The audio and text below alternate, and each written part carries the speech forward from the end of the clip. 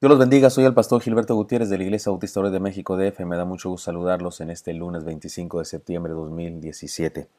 Seguimos adelante con el estudio del Salmo 129. Esta es la segunda parte. La bendición de escoger el mejor equipo o haciendo equipo con Dios. En la Biblia dice como título plegaria pidiendo la destrucción de los enemigos de Sión, cántico gradual. Ya dijimos que este salmo nos presenta dos equipos, dos actitudes de la vida y dos resultados finales de la existencia, y nos invita, por supuesto, a unirnos al mejor equipo, al de los que creen, y es el primero del que nos ha estado hablando. El devocional de ayer y el de hoy nos habla de eso, de los beneficios de ser parte del equipo de los que creen.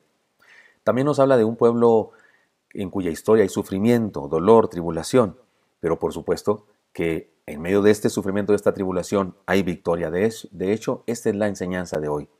La bendición de la victoria. Ser parte del equipo de Dios, del equipo de los que creen, de los que seguimos a Dios, tiene esta bendición, la bendición de la victoria. Leamos los versículos 2, 3 y 4.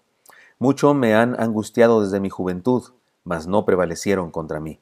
Sobre mis espaldas araron los aradores, hicieron largos surcos. Jehová es justo, cortó las coyundas de los impíos.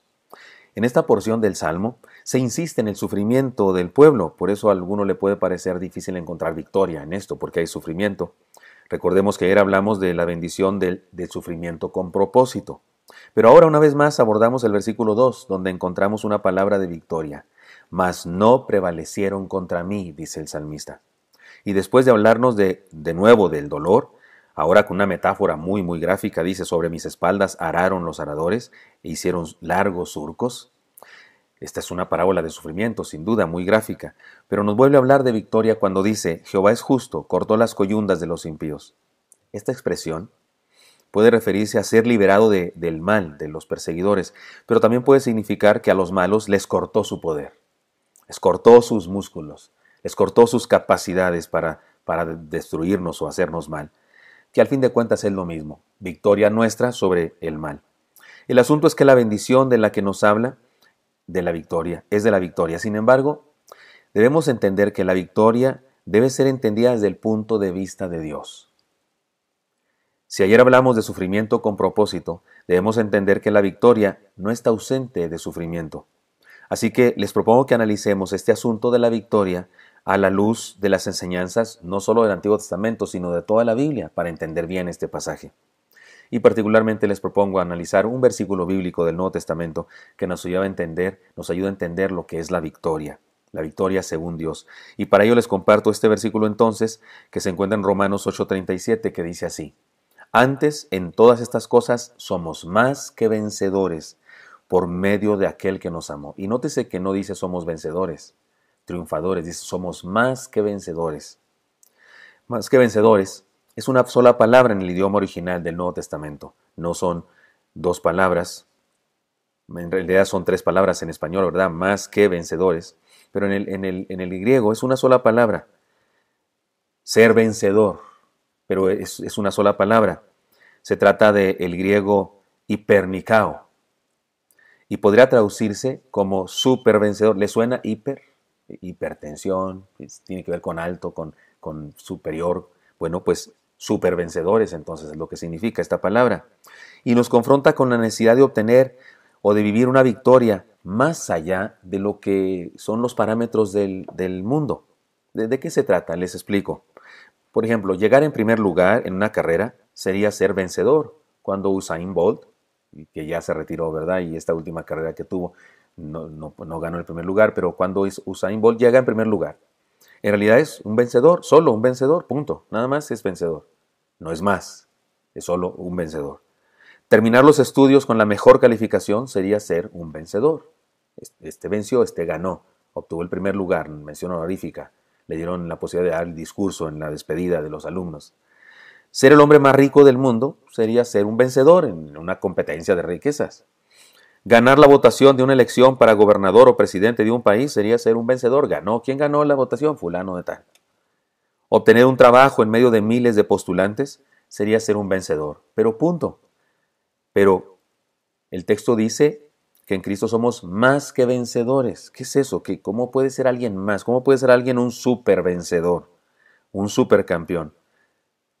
Que en esencia es lo que dice el Antiguo Testamento en este Salmo, aunque en lenguaje del Antiguo Testamento, pero nos habla de eso, de tener victoria, nos habla de sufrimiento, de desde la juventud experimentar sufrimiento, de experimentar que alguien pase como por encima con un arado sobre nuestra espalda, pero dice, sin embargo, Dios es justo y Dios nos dio la victoria. ¿Qué clase de victoria es esa? El texto dice una vez más, leámoslo antes, el del Nuevo Testamento ahora, que nos ayuda a explicar el Salmo. Antes en todas estas cosas somos más que vencedores por medio de aquel que nos amó. ¿Qué significa entonces ser más que vencedores? Significa experimentar el amor de Dios. El texto dice por medio de aquel que nos amó. Significa ser ganador aún antes de competir, porque no se trata de alcanzar una victoria específica, sino de ser un vencedor en esencia. Usted y yo no tenemos que competir para ganar, ya somos ganadores antes de competir. Si competimos es solamente para demostrar que somos ganadores. Y no importa si llegamos en primer lugar o en segundo o en tercero. Y no importa si metemos más goles o menos goles. Somos más que vencedores. Porque nuestra victoria no depende de los goles ni del score. No depende de eso, ni de los aplausos. Depende de que somos vencedores. Porque significa experimentar el amor de Dios. Significa ser ganador incluso antes de competir. Porque en esencia somos ganadores. Significa sabernos vencedores independientemente de las circunstancias. Significa que en vida o en muerte nos sabemos en las manos de Dios, porque estamos en sus manos, porque estamos en su gracia, porque su misericordia nos inunda. Eso es ser más que vencedor. No tener que demostrarlo llegando en primer lugar, o siendo el más rico, o alcanzando el cuadro de honor, sino que en esencia lo somos porque Él nos salvó, nos transformó, nos hizo sus hijos. Después de este pasaje, mire cómo sigue diciendo la Biblia.